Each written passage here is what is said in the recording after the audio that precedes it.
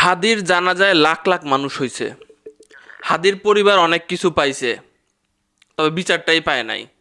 আজকে যে ঘটনা আমরা দেখলাম যে ভাই আয় হাদি রেলইয়া যা, একজন পুলিশ সদস্য বলতেছে, মানে আমি আজকের ঘটনা দেখে কিছু ব্যাপার নিজের মধ্যে মানে ফিল করতেছি, বুঝছেন।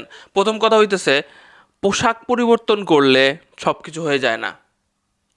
ভাই পোশাক পরিবর্তন কেন হয়েছে তোমার, মানে আমারও তো পোশাকটা সেরকম হয়ে গেল, সে কালারই হয়ে গেল, সেটা যদি আপনি মনে না রাখেন আপনার পোশাক পরিবর্তন করে লাভ নেই।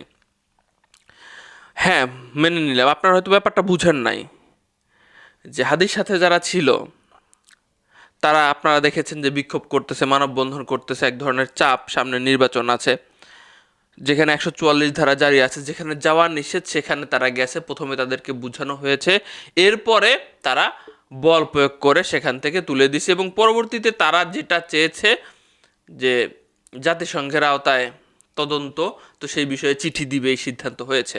তো এই বিষয় সবগুলা আমরা পরে আলোচনা করব, তবে আমি যেটা দেখলাম আর কি সেটা একটু আলোচনা করি।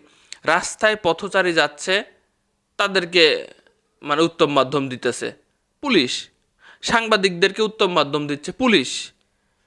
এদের ভিতরে কিছু কিছু মানুষ আছে যারা আসলে কি বলবো, ওই যে আগের যে একটা ট্রেনিং আছে না, তারা ভুলে গেছে, তাদের কাছে নির্দেশনা আসছে, তারা ভুলে গেছে, তারা শুরু করে দিয়েছে আগের রূপ দেখানো।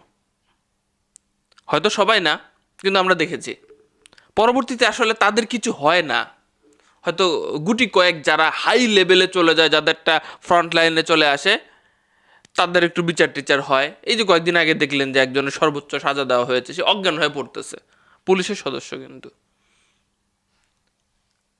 মানে আজকের এই ঘটনা দেখে জাস্ট সবাই কল্পনা করতেছে এত সাহস কিভাবে হইল, আবার একদিক দিয়ে কল্পনা করতেছে যে যে এই সময়ে এগুলার কি দরকার ছিল, বা এই সেই ব্যাপারটা দেখেন ভাই, বাংলাদেশের সাধারণ মানুষ চায় যে তার বিচারটা হোক, না হলে বিগত 20 বছর 50 বছরেও আমরা আসলে আমরা কিসের জন্য কি করলাম, আসলে কি ততটুকু সফল হয়েছে, কেউ আমাদের মানে মনের কথা বুঝতে পারছে, কি ভাবধারায় কি বুঝতেছেন, পরিবর্তন চোখে দেখতেছেন, পুরা পুলিশ বাহিনীর পরিবর্তন চোখে দেখতেছেন, হয়তো দেখতেছেন আপনারা, কিন্তু আমার আজকের কিছু কিছু বিষয় যেগুলো মানে বাজে লাগছে সেটা বললাম আর কি।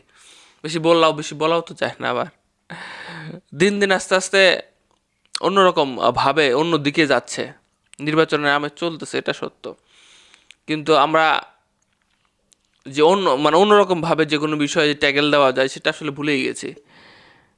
মতামত দেন আপনার, আজকের ঘটনা আপনাদের কাছে কেমন লেগেছে?